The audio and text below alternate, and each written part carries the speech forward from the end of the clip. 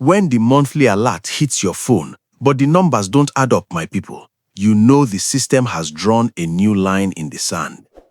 One Monday of staying home can wipe out weeks of sweat, leaving some workers with pockets as empty as a market on sit-at-home day. And that's the painful twist Anambra State workers are facing right now.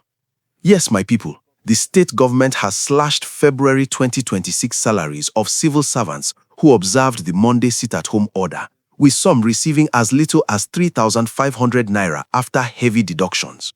This punitive pro-rata measure is part of Governor Soludo's war to kill the controversial IPOB-linked protest. In this episode, you'll get the full timeline of how the deductions landed, the labor rules and government policy behind them, and what it means for everyday Nigerians caught between fear of gunmen and fear of empty accounts. Please like and subscribe to daily updates for accountability, because attention is pressure and pressure can force clarity. Here is the breaking update dated March 3, 2026, straight from the Jerome Udoji State Secretariat in Awka, and alerts hitting workers' phones. The Anambra State government rolled out pro-rata salary payments for February, slashing pay for anyone who failed to clock in and out on Mondays. Commissioner for Information, Law Mefor, made it crystal clear. The salary cut is a punishment for failure to come to work on Mondays. The instruction was that when you come to work on Mondays, you clock in, and at the close of work, you clock out. That is to show that you came to work. Examples are shocking. One civil servant's colleague in his ministry got just 10,000 naira for the whole month. A staff member in the Ministry of Information received only 3,500 naira from a normal salary above 80,000 naira. Another worker lost over 80,000 naira for missing just 2 Mondays. That alone sparked outrage, but Governor Soludo framed it as necessary medicine, calling continued sit-at-home calculated economic sabotage meant to bring down commercial hubs like Onitsha Nnewi. Confusion is everywhere. Is this tough love to restore normalcy or collective punishment that hits innocent families? Many workers who missed only 1 Monday still saw massive cuts, leaving them asking if the computation was fair or simply punitive. Now, let's go chronologically because the sequence matters, my people. The Monday sit-at-home order has haunted the Southeast since the indigenous people of Biafra, IPOB, first called it years ago to press for the release of leader Mazi Nnamdi Kanu. What started as a protest weapon became a nightmare. Markets, schools, and offices shut down every Monday, enforced sometimes by unknown gunmen who shoot at defaulters. In Anambra, the economic cost has been brutal. Onitsha Nnewi, 2 of Nigeria's biggest commercial engines, bleed billions weekly. Governor Soludo, sworn in 2022 with a promise to build a new Anambra 24/7, has waged open war on the order. He launched massive security operations, locked non-compliant markets for weeks, and warned traders and schools, stay open or face closure. Early 2026, the government announced pro-rata salary deductions would begin in February as the ultimate deterrent. Workers at the secretariat in Awka were told, clock in on Mondays or lose pay. When February alerts dropped in late February and early March, the reality hit like thunder. Civil servants who stayed home out of fear or sympathy saw their salaries slashed. For some Nigerians, especially in the Southeast, this looks like the government finally standing firm against economic sabotage. For others, especially struggling families, it feels like punishing victims of fear.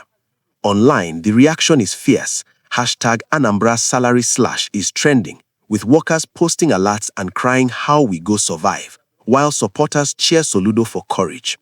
The emotional stakes are high. Civil servants who feed entire households now face rent defaults, school fees crises, and hunger. So, what are the rules and laws at play in plain language? First, pro-rata salary deduction for absenteeism is allowed under the Nigerian Labour Act and Public Service Rules. Government as employer can dock pay for days not worked, especially when attendance is proven by clocking systems. Second, no work, no pay is a standard principle. If you don't show up and can't prove attendance, the state owes you nothing for those days.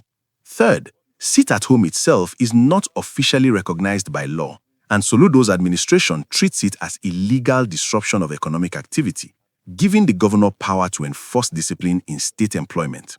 Fourth, The Electoral Act and Civil Service Code bar using public funds to reward or punish political protests. But here, the government frames it purely as attendance policy.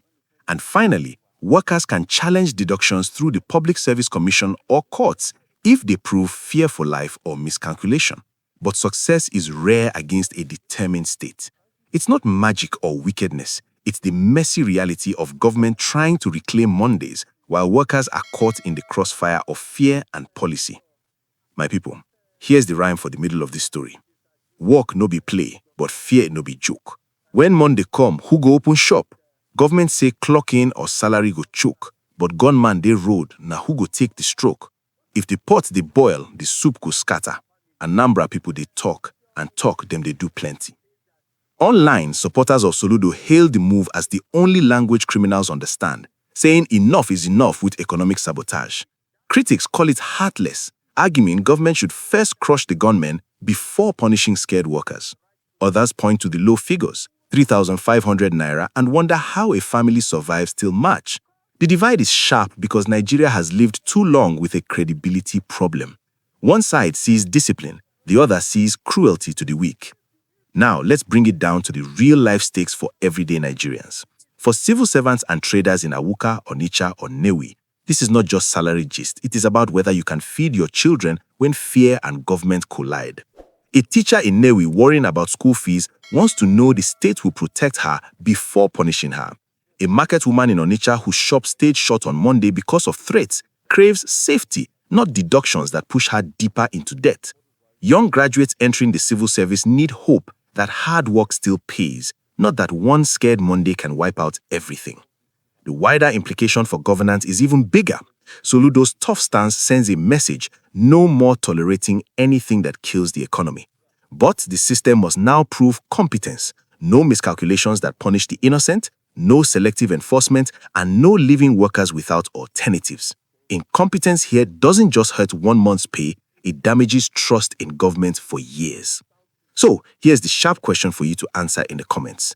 Should the Anambra government slash salaries like this to kill the Monday sit at home? Or must they first guarantee workers' safety before punishing absence? Because that single question is the battle line Nigerians are drawing right now, and your local perspective matters. Around Awka Secretariat and Onitsha Market, residents watch salary alerts and government statements like a national scoreboard. Workers and traders feel the ripple. Every slashed account changes the atmosphere at home and in the streets. People want development, but they also want justice that looks fair and safe. Let's close with what is verified and what to watch next. Verified. In February 2026, Anambra State government implemented pro-rata salary deductions for civil servants who failed to clock in on Mondays, with some receiving as low as 3,500 naira and others losing over 80,000 naira. Verified. Governor Soludo called continued sit-at-home calculated economic sabotage, while Commissioner Law Mefor defended the clock-in policy as proof of attendance. Watch points: March salary alerts to see if deductions continue, any workers' lawsuits or union pushback, and whether security operations finally end the fear that forces people to stay home. Final proverb, my people: when the rope tightens on both ends, the middle must find a way, or it will snap. Subscribe to daily updates, drop your comment on discipline versus compassion, and share this video so workers' voices don't die in silence.